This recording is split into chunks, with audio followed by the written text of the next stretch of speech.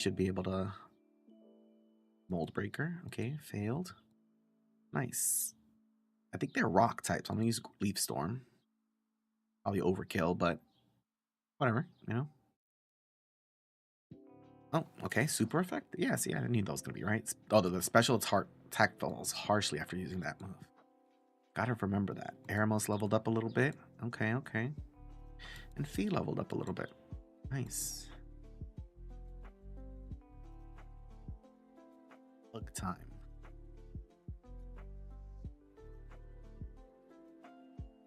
This guy gonna fight too? Let's see. Oh, yep, he's gonna fight too. I guess we are going the right way. I think we're supposed to navigate this cave and go to Azalea. That's the other thing the guide kind of like does that helps out. Did we do the Pokemon well? We did Violet City. I don't think we did the Slowpoke well. But Azalea Town Gym is the next place. That's where we're heading to. So, let's see. So let me do my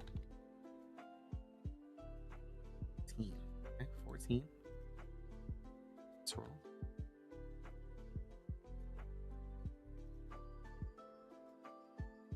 Like, you know, like a luck check of the day, you know. Sometimes I haven't been doing it as frequently because I just keep forgetting, but I'll do some tarot readings sometimes, just like almost like treat like a horoscope type of deal, you know what I mean? And Chimchar, I already have an encounter for this area, which I think is Eremos. Man, we could have had a Chimchar. That would have been so cool. We could beat them though, because we're water type there, fire. We're 4 levels higher. We should be good. Super effective. Use Tickle. Oh my goodness. Oh, guy uses Tickle. What the heck? Oh, and Clamp keeps going. Milk Drink, Rain Dance. Let's just do another Clamp just to get him out the way. All right, so.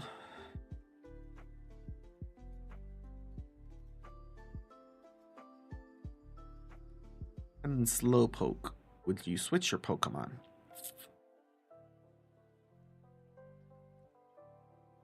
Let's switch back to Fiona again. Since we've taken her out of the combat and put her back in, her stat change should have reset. So her special attack should be the same. Same as it standardly is. So I should be able to like one-shot the Slowpoke here, or at least that's the hope. Let's see.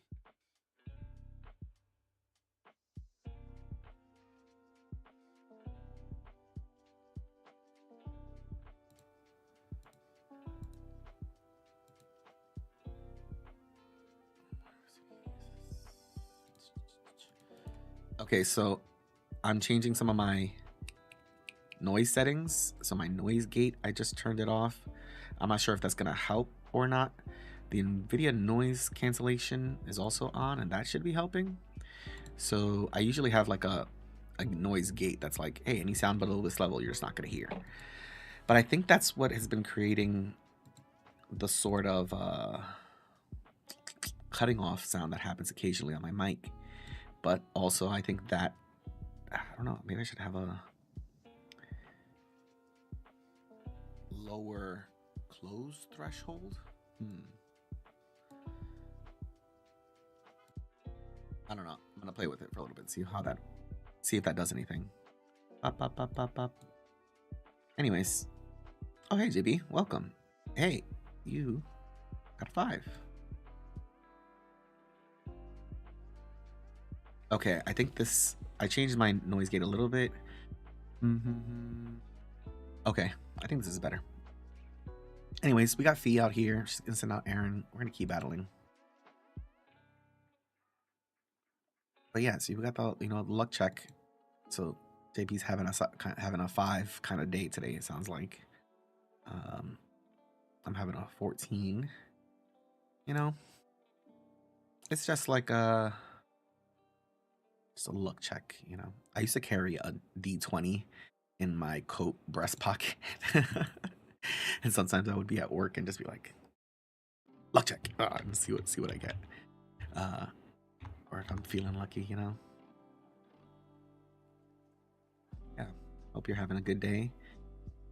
It's been crazy busy today. Did a bunch of food shopping with my mom, and then getting back home and putting everything away, getting stuff for my grandma, and running around. And then let's see, switch Pokemon. So tired. Giggles. Giggles is our kind of MVP. Super powerful. And they got Thundershock. 100% good day. Quiet here. Good. I'm glad to hear that. The quiet days are important. Just wants to learn Pursuit. Forget.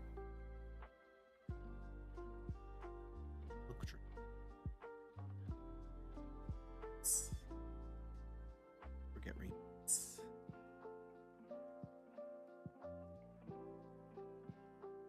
Yeah, with the I was already like kind of like trying to squeeze a little bit too much in that time between the first and second session, and then which is why I couldn't do an earlier start. And then I was like, oh, actually not gonna have enough time at all. But unfortunately, it's just how it goes. Some days, but everybody's been getting sick around here lately. Daughter got sick, her stepdad got sick, he got rhinovirus, so their whole household is suffering right now. But today I just feel like so much is going on. There really is just not enough time in the day. It's crazy. It's also just so funny too. Like one of the things, thanks JB. One of the things I think is so funny of like getting older and growing up is like I was listening to a podcast yesterday, and it wasn't even a podcast actually. It was a it was a recording of a live stream that some creators like did together. And it's this creator that I follow, Mr. Fruit. He's very wholesome. I love his content. I've been watching him for a few years, and it's mainly like a personality thing, not like really like a I mean, to exactly the game that he does, you know. But I just he does like a lot of variety stuff, and it's kind of one of those people where it's like I know the games you play, so when I see you playing a game like this, and if you like it, then I know that like, oh, that's a good quality, a good representation of those games. You know, like I would never recommend somebody and be like, hey guys, this latest you know, the latest Madden game is like really good and we should check it out. Because I would just be like, I could not compare it to the last game. I have no understanding or context for like what it is or what it's supposed to be doing. Oh, that is not good. That is really not good. Oh my god. Okay. Whew. They did a tri attack which does three different elemental attacks, and Eremos is weak to electricity, so that would have been dangerous. And Eremos die again. But yeah, so it's like one of those deals where it's like I see all of the indie games that he plays, and it kind of gives me an idea of like, oh, what indie games are out there, what new things, you know. I realize how much I really am into like the video game live space, like not live space, landscape.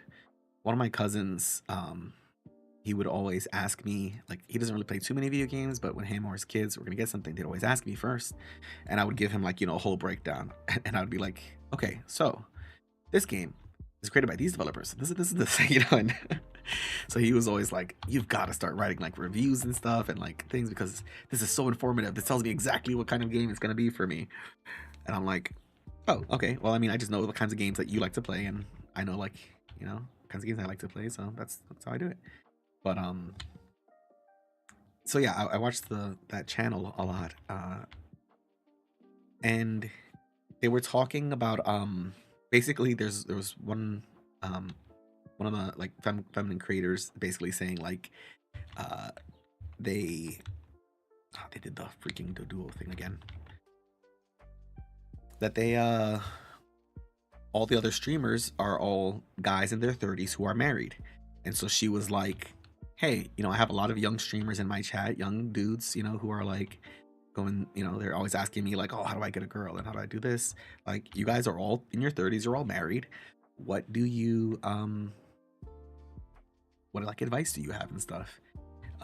And then they were talking and like and answering questions. It was a very nice stream. It was very easy to listen to, which is why I was like, whoa, hours have passed. But one of the funny things was they were talking about how like, oh, like, did you all just suddenly reach 30 and decide I've got to get married? And one of them was like, no, I've been married since like I was 26, but we were dating since like college essentially. And the other two were like, yeah, we reached 30 and then we got married. Um, and it was funny because a lot of them were saying like, well, what is it that led you to like, to have this desire? And then one of them was like, I was in my 20s and I was just like, oh, that wasn't good. He's like, I was just like a real shit, and I just like didn't care about my looks or how I acted or what I was doing or what I was wearing. I just didn't present myself good at all. And then one day I just woke up and I was like, oh man, I gotta do things differently. And then the other guy was like, oh, you mean you reached 30? And the other one's like, yeah, I think it was that me reaching 30. Like suddenly my brain was like, okay, no more messing around. It's time to lock in. It's time to focus. And I think funnily enough, I feel like the same thing about like getting old around like there's so many things that I'm like, oh, this was not important. This was so silly to think about or worry about or stress about. Or in the reality, this just didn't matter as much, You think the whole world's ending. One of my friends always puts it nicely that, by the time you're in your 30s, you've been an adult now for over a decade. And so you've got to experience as adult. And that weighs out your experience as a child and your experience as a teenager, which makes sense. But I also think that there's just a lot that goes into like when that frontal lobe, that front cortex completes its development, boy oh boy, does so much of life change, I think. Which is of course like the eternal, like, not struggle, I want to say, but like the eternal conflict. I don't know. The dilemma of humanity, right? Like, as they say, the young have the energy and the time. The older generations have like the understanding and experience, but not the time. And when you're in the middle, you have like a brief moment where you have like both, But yeah.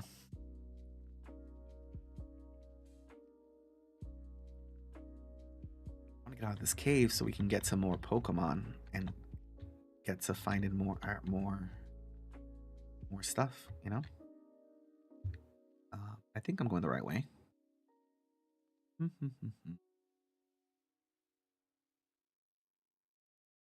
I was talking to Martin because it's not like I have it's not like I don't have enough things I'm trying to do already at once.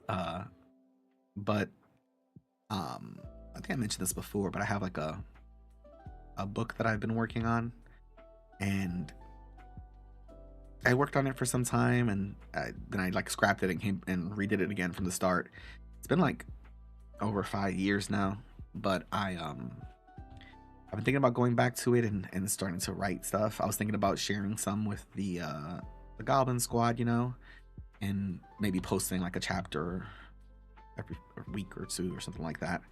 Even though I have some, already piled up. I think I have like 100 pages written, but just I don't know, see if you guys would like that, and also to kind of like motivate me to continue doing it. But I also feel like I have a better understanding of my work process now and like kind of my artistic method, and I feel like I could make so much more progress now, because before I was kind of obsessed about like doing it perfectly, and which is kind of like, it kind of stops you the more you start going on ahead. I would write a chapter, then I would edit that chapter, I'd review it, and then I'd be like, okay, great, the chapter was cool, next chapter, great, Let's refer to the chapter for the outline. Now let's go back to chapter 1 and chapter 2 and make sure that these two chapters are coherent. Now let's go back through all the chapters and make sure there's no mistakes. Okay, great. Now chapter 3. And it's like that process became like very, very energy consuming, you know? And I kind of had this thought or this idea that like, no, I've got to have the entire thing laid out. You know, this can't be like, you know, dungeon mastering where like I'm not sure how it's gonna end and I just like, you know, and I start going. But I think that that is the way that I should have been doing it from the beginning. I should have just been going along for the ride and seeing where it takes me, and you know, and seeing what end I get to, instead of trying to like force things to fit in a certain way. So, you know, the critic and the reviewing, it's slows the process down, and then eventually you stop. So I've been thinking lately of maybe like releasing some chapters, see if what you guys think, what you guys like, but also then I could maybe continue on more chapters. And I kind of want to, having any kind of deadline sort of helps me to prevent myself from like just weeks passing by and me not doing anything on it. You know what I mean? Like I try to make daily, weekly, and monthly goals. And like for like the Patreon, like one of my monthly goals is trying to release a map and a video at least once a month. Whether that's maps that I can just share with you guys that I'm like, okay, I made these maps from our games, and you guys can keep them and use them for your games, or maps for like the map packs that I'm like, hey, I'm gonna sell these maps and you guys can get, you know, a version for yourselves. The maps are the hardest ones because it's so hard to find the inspiration, but also be able to return to it like after a session. Like that Fey River map, I'm like, cool, that map was awesome.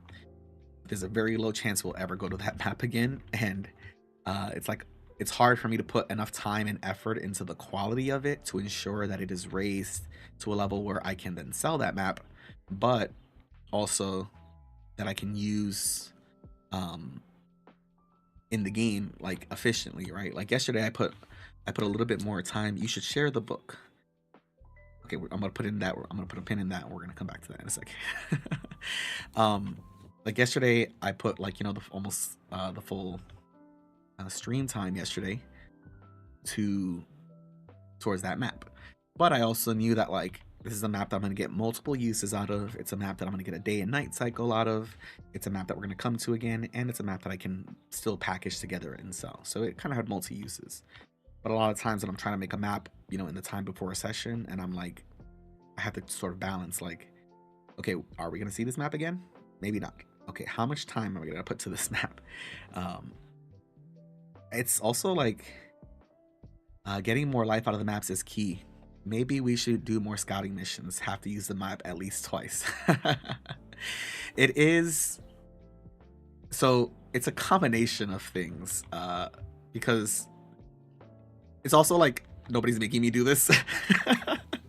It's kind of like my own like hang up, I guess. Like I just don't, I want to show you guys new things. I want to take you guys to new places. I want to show you guys cool stuff that I make or find, you know, because a lot of times too, like the maps that I make aren't, or the maps that I use aren't always maps that I make. Sometimes I'm using JPEGU maps, sometimes I'm using maps I find on Incarnate, sometimes I'm using maps I make throughout Dungeon Alchemist. So it's always like a mixture. But I just feel like I want it to be like memorable in a way. There's definitely locations, I think maybe having more key locations that you guys return to. But the thing is, I do have plenty of those. Like I've got the whole Canberry, like kind of the factory and like the surrounding area around there. There's tons of stuff like that I do have like standardized, like the Shadow Realm maps. But you guys just always going to such places where I'm just like, oh, new thing. Gotta bring this over here. That's right, we got the Team Rocket here. So this is the farthest I've made it in this second run. Since we got wiped out last time. So this is the Slowpoke town, and basically if you've never played this before, Slowpoke have tails, and this is still a weird time in Pokemon's history where they were like, Pokemons are animals, but also they're separate. And there's like a Team Rocket cell that is collecting Slowpoke cutting off their tails and selling them as like treats because they have like medicinal purposes. It's like a pretty dark, it's a pretty dark storyline when all things considered. I remember as a kid being like, "Holy crap, this is insane." Um, the verse compounds the problem. A whole universe of maps. Yeah, that is true. It is definitely compounding, but at the same time, though, it's like also like part of the reason why I wanted to move on from tier was because I was like, you guys got everything, you solved everything, you know, like you you figured out like almost all the mysteries and the developments. And I was like, yes, we could still spend time with those characters and things like that. I also just kind of knew, I was like, but there's not much left to do in this world other than like rebuilding, which is cool, but like, I don't know, I just felt like with the verse there is like a greater magnitude of like potential for like things to do, right? And even as we've seen, like Mark was saying like yesterday, like you guys have kind of grown the immediate like Canberry area in terms of like, you know, solving some of those problems in that region, but there's still like a whole, you know, universe out there, and at any moment you guys might stumble upon another planet or world or something where there's some conflict and a whole host of characters and people for you to fall in love with, you know. So it's part of the thing that I love about it. But anywho, back to the book thing. I've been thinking of, let me just talk to these people, see if they have anything to offer. I've been thinking of maybe releasing a chapter or two and see what you guys think. If it's like I said, if it's something that I'm like, oh yeah, I've got to release like a chapter or two every few weeks, then it's a little bit more likely that I'll go back to it and do it. Setting aside the time for these things is like one of the most important things, which is kind of why I turned like the Wednesday night streaming a little bit more into like, hey, I'm gonna go and do these things, because it gives me a sort of time, dedicated time to like work on different creative aspects. That guy just went to go fight the slow oak here because he's, you know, gonna defend them. He loves the slow pokes. I'm gonna go help him out and get down there. But essentially, if I change my writing a little bit, I've been hearing from some people who do completely voice to text, and they like explain the scenes, they go along, and then once they're done with the whole voice to text, then they go back and they look at their writing or the, you know, what's written, you know, fix any grammatical errors, any like ums and uhs and things like that, and then sort of keep writing from there. They otherwise don't do any other editing, and that sounds pretty crazy to me. But I think about how much I can talk versus how much I can write. I think I could at least get through the story more and kind of figure out the story as it's going and as I'm kind of telling the tale, and have a better hand on it that way versus trying to inch by inch plot out my path and then not really be 100% certain of where I'm going to by the end. So yeah, I'll see. I first got to look back at it again. I haven't looked at it in like a year and a half and see what the hell it even looks like, because I don't really know how to cope with is as an artist. I don't mind as much looking back at some of my earlier maps or my earlier drawings and saying, oh, look at that, like I can see my growth and my progress, you know. It's like, cool, I'm getting better, awesome. But when I look at the same thing for my writing, it gives me such cringe.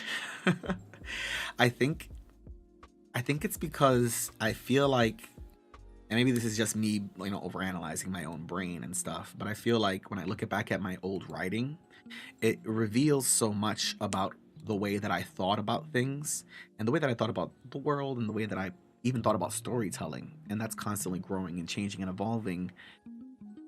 And I guess like that's what you want, right? You want did you watch the video I sent you from Ira Glass? Ira Glass video.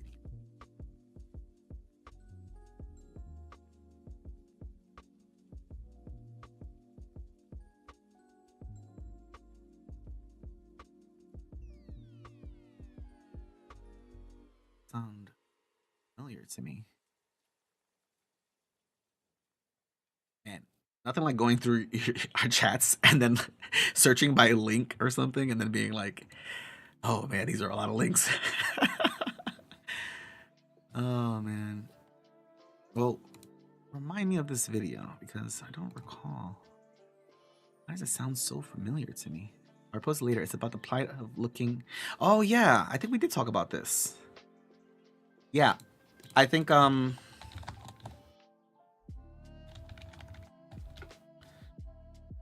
oh yes, I remember.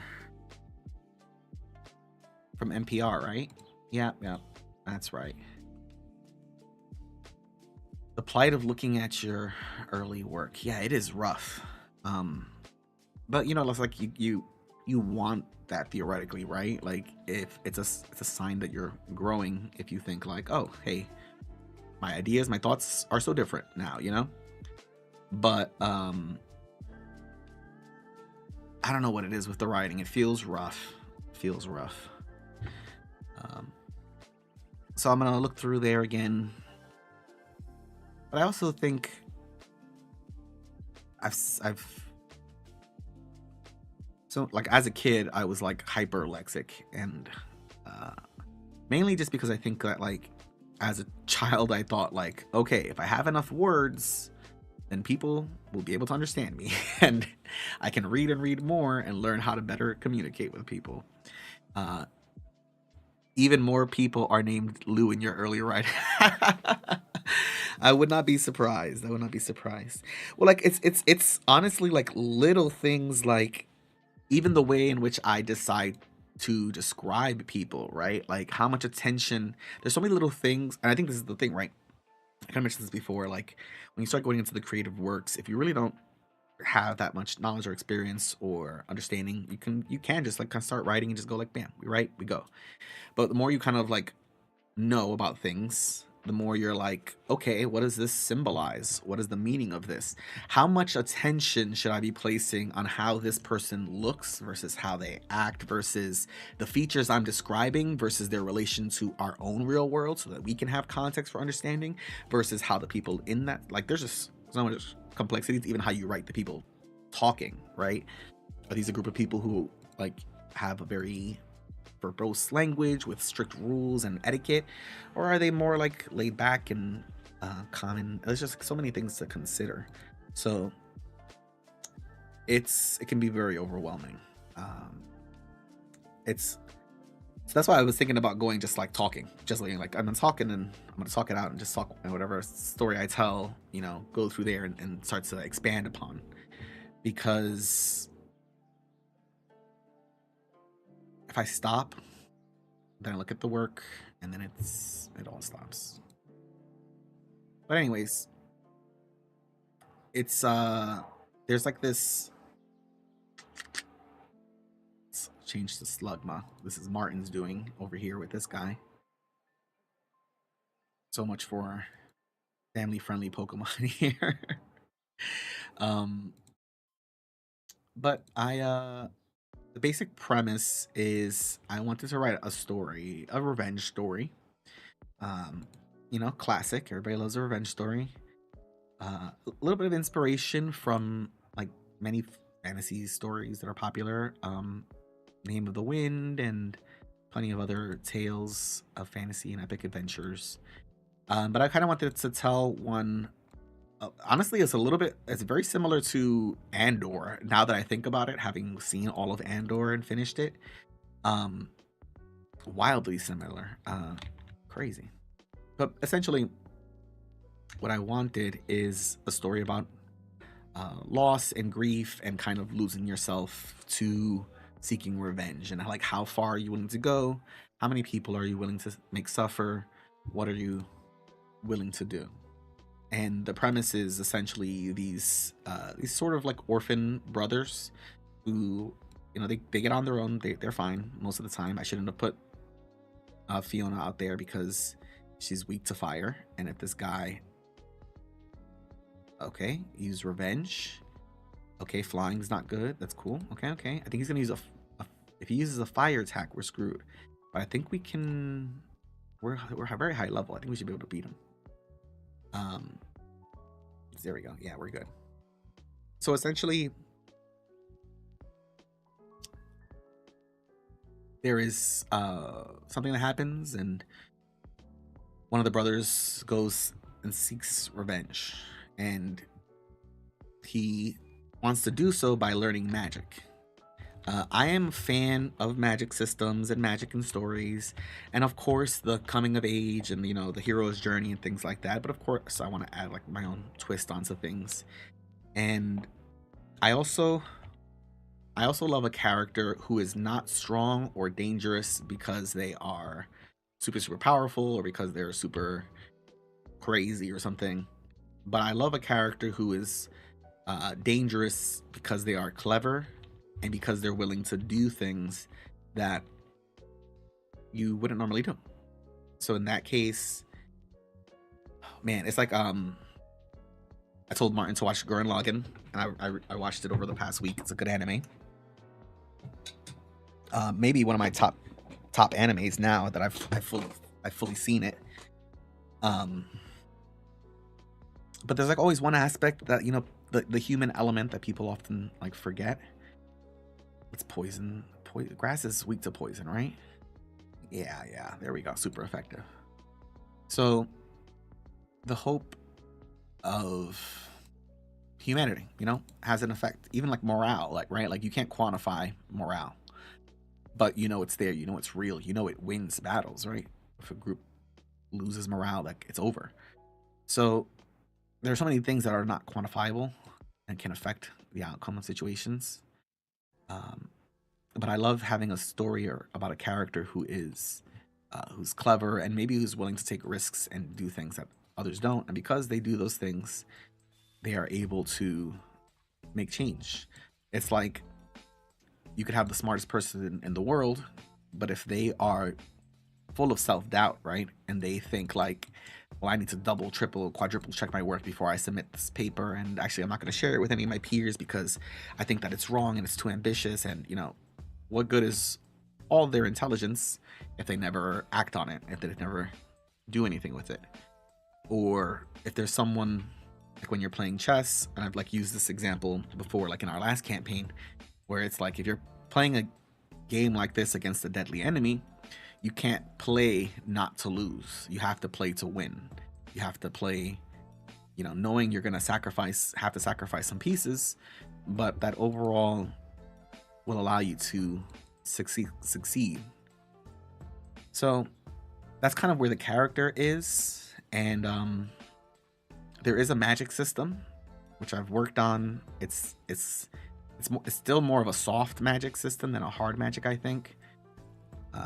But there's still rules to how it works. I don't really like stories where, and that's kind of like the other thing too, and this is why this is taking me so long, because I don't like stories where it's like, and the wizard spoke to his heart and knew the spell in his heart that it was spoken, and the power of friendship cast the spell to dispel the darkness. And it's like, all right, cool, I guess.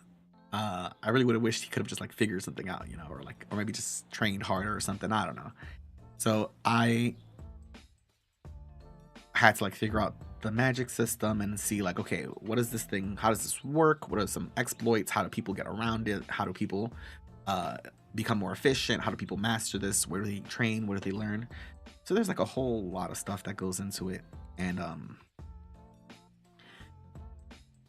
yeah, so that's my goal.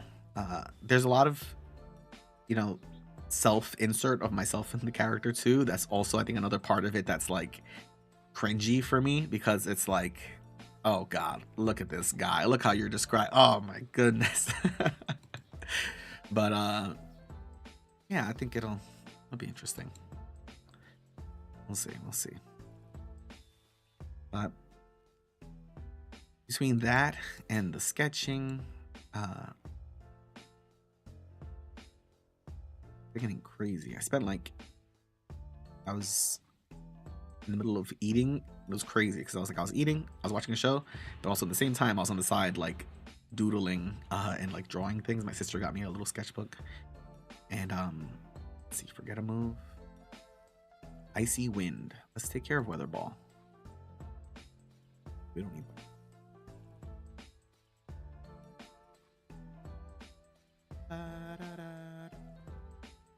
Okay. Giggles learned Icy Wind. Spinnerack. Keep battling. Beat this guy. You know what? I just realized there's an encounter we missed. We didn't even go fight the Azalea Ton encounter. Let's do that. After this battle, we'll go beat these dudes, the Slowpoke, well, get a new encounter, and get to see how things are going. I think what's great too, Monster Train came out right on time for me.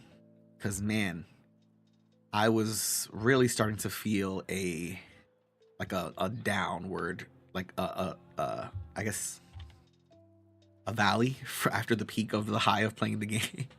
Like a valley of like, oh man, the game is over. That sucks. Oh no, Eremos is paralyzed. Gotta get Eremos out of there. Flying versus Bug, Flying versus Giggles. Giggles will destroy them. There we go. So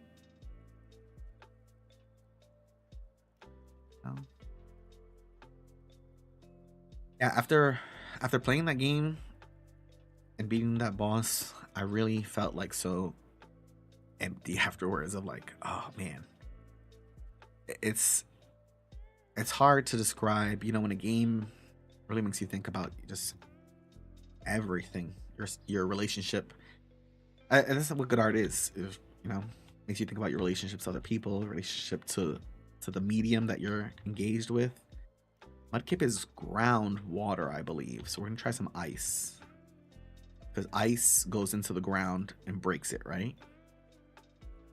Not very effective, really. He used taunt, so he's gonna make me use the same move again and again, I think. Crap. So, what was the same?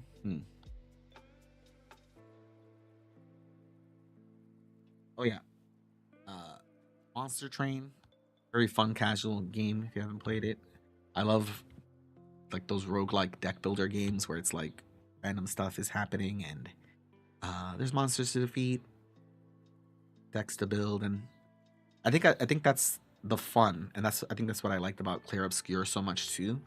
The mechanics, it's not just like, oh, I'm gonna follow this method, and you know, this guide online says like this guy's weak to fire, so we'll use fire. It's more like you look at it and you say, oh, this is an interesting system. I see how this works with this. I wonder if I could do this with this, and if these two come together, well, what'll happen if I do that? And the kind of mix of all the things is what really makes it powerful.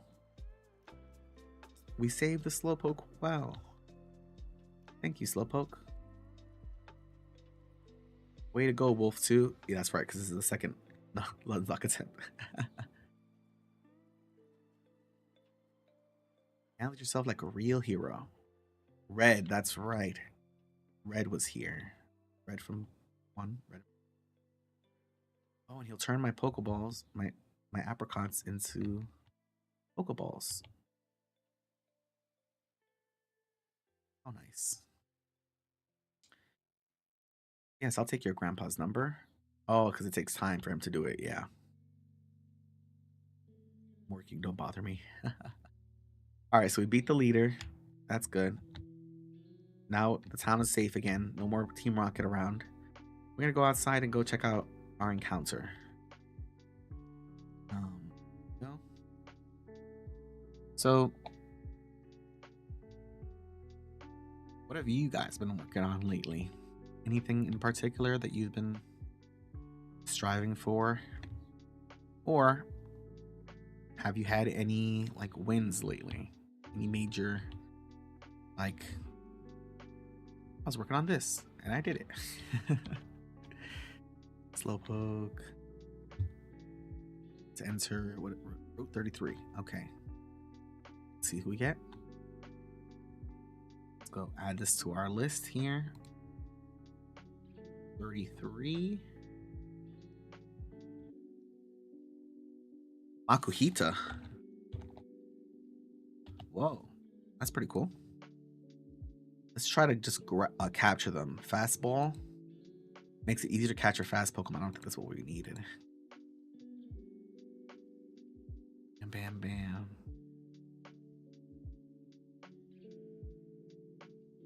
Hey, we got him. Okay. Makuhisa. It toughens up by slamming into thick trees over and over. Wow, a fighting Pokemon. That'd be good to have. We need to give him a nickname. What do we got, people? Makuhita is a fighting type Pokemon who slams their body to toughen it again and again. What kind of nickname should we give it? Captured it.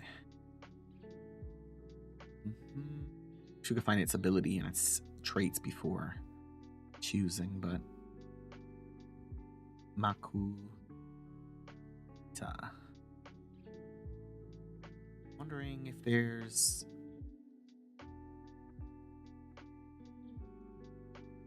be the equivalent of Makuhita. Be Griff. I feel like that is a lot of his training style, or at least how he's being trained in get the crap beaten out of you kung fu. You know, the kind where they just beat you down until you get tougher or something. I like Griff. RAQ member on this team. Unless y'all have any other suggestions for a nickname for Makuhita. Works good, bud. Oh yes, just video.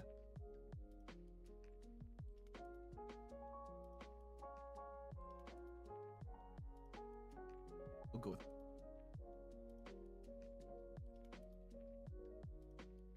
Let's look at him. Griff, level 6. Let's put him in the front. He got an item too. Big Pearl. He has a brave nature.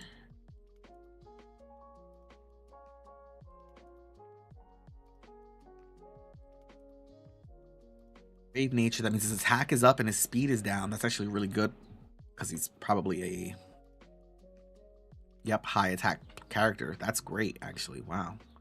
So his physical is pretty good. Drizzle, this Pokemon makes it rain if it appears in battle. Whoa, interesting. I think rain makes lightning attacks more like electric attack more likely to hit too, or like a guaranteed hit. So it's actually pretty cool. And he's got a big pearl. Let's take that item.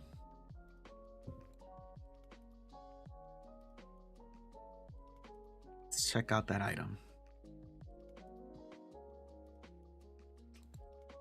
Big Pearl. It can be sold at high prices. Okay, that's cool. Ba-da-ba-da-ba. All right, so we got our catch from there. Can we catch anything in the Slowpoke well? I don't think so. No. I think we just got to go face the next gym leader. But I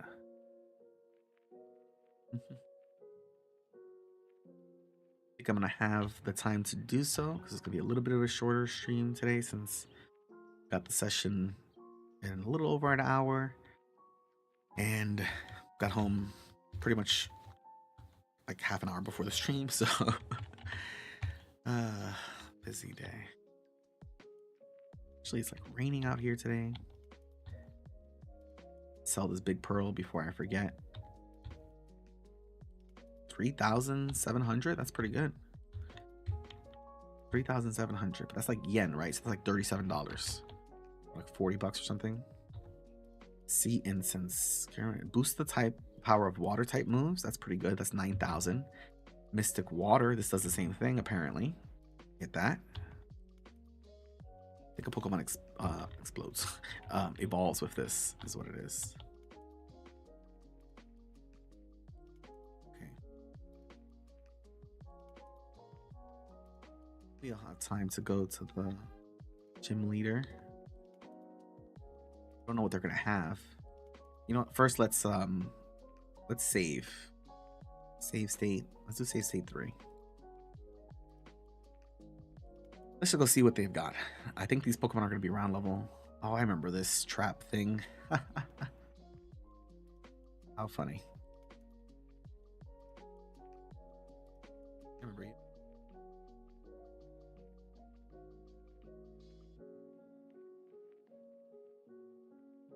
He says bug Pokemon, but they're not going to have bug Pokemon, I bet. I think that was the end of my music, too. It was, yeah. Oh. I haven't listened to this song in so long.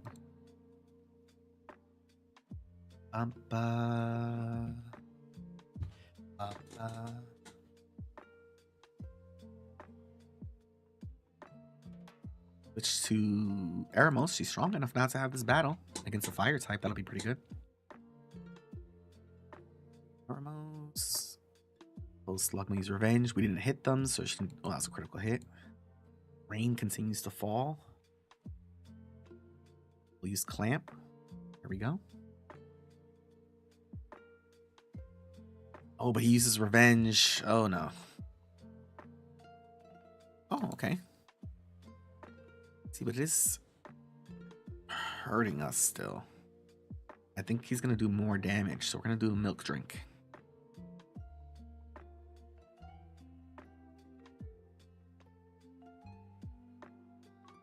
Yeah, there's also like so many good games that are out there now. It's like the gaming industry has been hurt. It was definitely hurt by like COVID and everything, but it's been so hurt too by just all the recent changes that these companies have been going with.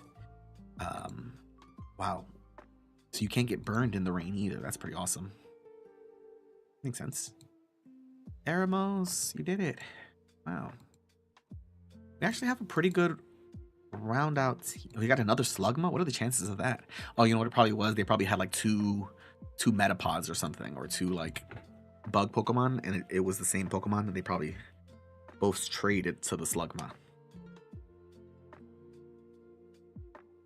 Okay, rain continues to fall. But yeah, I feel like now like we're finally starting to get good games. What are your thoughts on gaming companies pushing for a new $80 standard? I think it's very ridiculous because most of these companies were making money hand over fist before the pandemic, before everything. It is solely greed. Not only is it solely greed, it's a desire for something that isn't sustainable. Because a lot of them saw during the pandemic, you know, at the start of it, a huge increase in sales, right? Huge increase in microtransactions, huge increase in purchases, right? The Nintendo Switch went crazy on sale. Like people were fighting, you know, there were scalpers and everything going crazy for the Nintendo Switch. So video games saw a huge boom at that time. And these companies loved it. They also realized that they could remove a lot of overhead by having their staff work from home, and that they really didn't need to have as much office stuff. And in reality, these gaming companies came out like robber barons after everything was all said and done. So it's frustrating to me that they're now, after this time, going to be like, oh, let's increase the prices because we're not making as much. Why did I come this way? I needed to come the other way. We need to raise our prices because, and it's like, and that's the thing that kills me just about capitalism in general. It's just not sustainable. If it was sustainable, right, I have no problem with it. But the fact that you're like, it's constantly going after higher and higher numbers means that in 2021, when people start going to work, when people start finding other hobbies, in 2022, when people are like, hey, I don't have as much time for gaming as I did before because, you know, it was a pandemic. We literally couldn't do anything else. These companies instead are like, oh no, our quotas, our sales are going down. You know, we're doing something wrong. Let's lay off our employees. Let's cut back on these things. Let's, you know, instead of them realizing that, hey, people don't have time if there are 16 different games that have battle passes and each battle pass requires you to play for an hour a day, then you're not going to have time to play 16 games and do a battle pass. And if your company is seeking that as its standard, as its way of measuring goals and measuring success, then you're going to fail every time.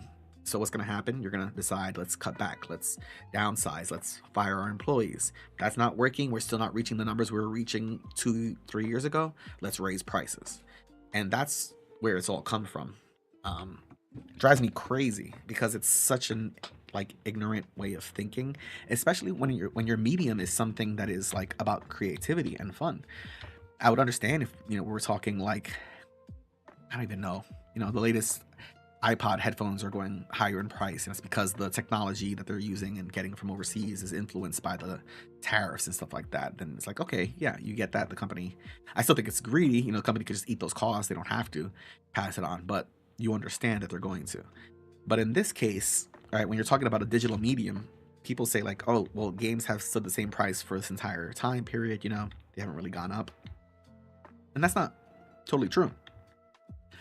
What's happened is the process called acidification, and the acidification process happens across the board to almost every industry that's involved in a capitalist society, because over time a company will offer you a set standard of services and benefits, but as they seek out continuous growth and continuous upward rising graph, they will eventually have to settle for lower quality in some way, right? People 5-10 years ago were like, holy crap, Chipotle is the greatest thing in the world. And then what happens over time? The quality of the products lowers. The Monferno we're going to use Eremos. So there's less resources put in there, or they decide they can't put as much money towards customer service and quality, and then eventually the prices go up based on what you're getting. They're like, hey, this is it's just continually going up and up and up with no end in sight. So that process happens across the board. And if you look at games as they were made 30 years ago, yeah, sure, they didn't cost, they still cost relatively around the same as they do now. But our economy is very efficient at creating products for cheap. That's not a representation really of the value of those products inherently. Society determines that value.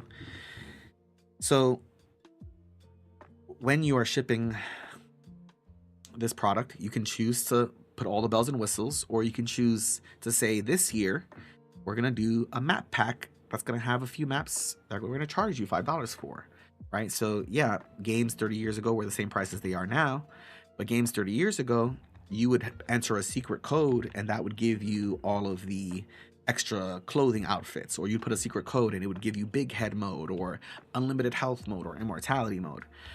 And then little by little, what do these companies learn to do? Well, we can sell you the game at the same price, but we'll also sell you these alternate costume sets that are going to be for about a quarter of the price of the game. So it's like little by little, they start monetizing other aspects that were previously given for free. It's much in the same way, like if you go to McDonald's or something, right, and you ask for sauce, they're going to be like, how much sauce? You only get this much sauce for this much, nuggets, and anything extra is going to be, a couple of cents here and there, or whatever the case may be, 50 cents or something. So it's that kind of thing where like the things that you were getting for free as part of the package, they're just shittier or just removed. And without any other supplement of, but only capitalism could give us D&D cross-branded exotic animal beef jerky stick. I read that today, this morning. I swear, I stopped at the light to look at it, and I was just like, oh my God, dying laughing. Because I was like, wow, like $30 for like 12 1 ounce or half ounce sticks or 1 ounce sticks. Oh my God, how insane. Would you give up those beef sticks for a more rational society? I would give up a lot for a more rational society. But that's pretty much what's happened with games, and it's like, it's frustrating to see the industry kind of fall. But that's what also makes me love games and companies like Sandfall, who made Clair Obscur, because they're a small indie company, and the lead creative director pretty much said like he worked at Ubisoft and he knew they would never make the kind of game he wanted to make. And he decided, well, I'm just going to make it myself. So it kind of sucks to be in an industry where like, I'm in here and I cannot be a big enough change to actually do the things I want to do creatively. That's what sucks. And you see it what sucks is like it's almost like the inevitability of it, right? Like, you know, the Batman says like you live long enough to see yourself become the villain or something like that. Or I feel like a lot of these companies, one great example I'll give you, the Dishonored series is also one of my favorite series. I've mentioned it. There's a lot of inspiration in that series for the verse, and with the whales especially. It's an incredible game, great atmospheric storytelling. Oh man, I should not have fought these guys. I gotta start getting ready. I just realized the time again. It's okay though. But I love that developer. They made Dishonored 1, Dishonored 2, Death of the Outsider was a great game. And they told a wonderful story. And then they, I believe, were purchased by Microsoft, became part of them. So, you know, you're in a bigger company. And then they released Deathloop, which was a game I was really looking forward to, but it was, in all honesty, really mediocre and kind of just like okay. And I was like, oh, well, that sucks. I was really looking forward to this game, but that's okay. Maybe like, you know, maybe their next thing will be a little bit better, and we'll see how it goes. But studio development problems, Microsoft being on top of them, telling them like, you know, do this, mismanagement, executives who are telling them here's the deadline, but now we're actually moving it forward, you know, this ruins things more and more. Then the next game they come out with, Redfall, is supposed to be like a vampire multiplayer game, and people are looking forward to it. And it's one of the biggest bombs of, was it 2023 or 2024? It's one of the biggest bombs of that year. Like people, it was so bad, they immediately canceled any like DLC for it. They immediately were like, there's nothing happening with this game. We're going to update it. We're going to get it working, but that's it. So support for this game is going to die almost immediately. And it's sad to see the state of the industry in that way, because you have this company who made Dishonored, who, you know, is obviously very skilled, very creatively there. We're just using icy wind on everybody.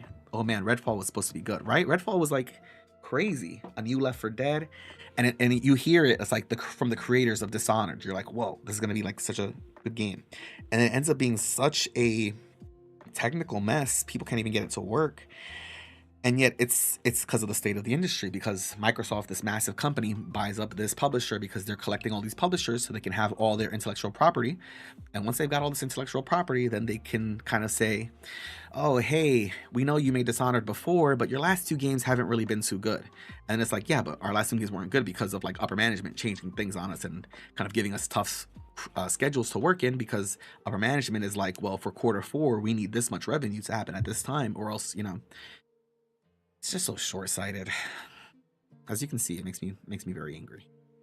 I could talk about this for a while, but the and what hurts me is that I know the outcome.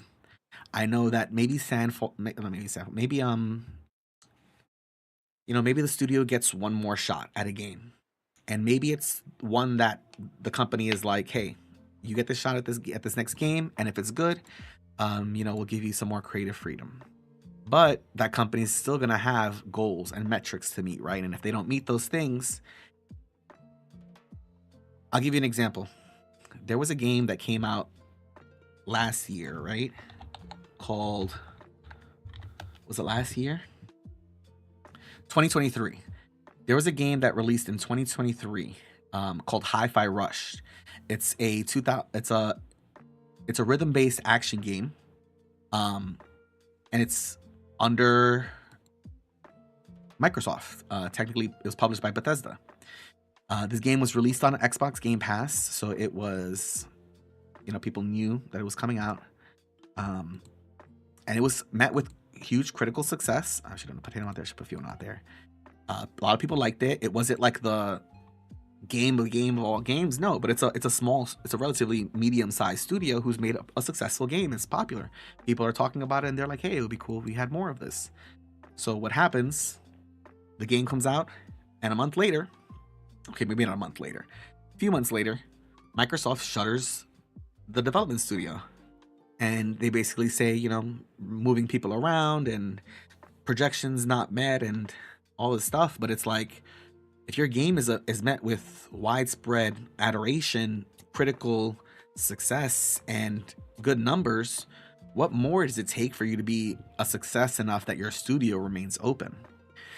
So it's that kind of thing that like really makes me fearful for the industry, but it also makes me hopeful at the same time when companies like Sandfall come out and they make um Clear Obscure and put so much clear love and dedication into it to show me that like there are still people out there who love the craft, who love, who do it for the love of the game. And much in the same way how like with Baldur's Gate and Larian Studios, they're already working on their next game, but as they've already said, like uh, we have no desires, to work with these other companies who are just gonna like go after profit and not people and just screw everybody over. We're gonna save game here. We'll have to beat this boss next time we come back. But yeah, I love video games so much, and it always sucks to me when it's like, especially like just with art in general, there's so many people who just want to make things. And it's why when people are like, oh, humans are naturally lazy or whatever, and it's like, no, they're not. People love creating things. There are like entire servers of people who are out there recreating cities and castles and things, working together to create or like the library that's on the internet. There's a library on Minecraft of people who have collected books so that people in other countries who might have like book bans and things like that will have access to literature that they may not otherwise have access to because they're banned in their country. So I um I think people will do plenty of things without a profit incentive. But we'll leave it at that for today. Thanks for joining my, gap session here. I'll see some of you guys in a bit in the next session. But thanks for hanging out, y'all. Good to be back to the nuzlocke. We'll beat this gym leader next time and continue to move on because we've got quite a little bit of progress to go through. I'll show you guys where we are now. We've got Bugsy, gotta beat Silver again, then go to Goldenrod City. So that'll be fun. Later.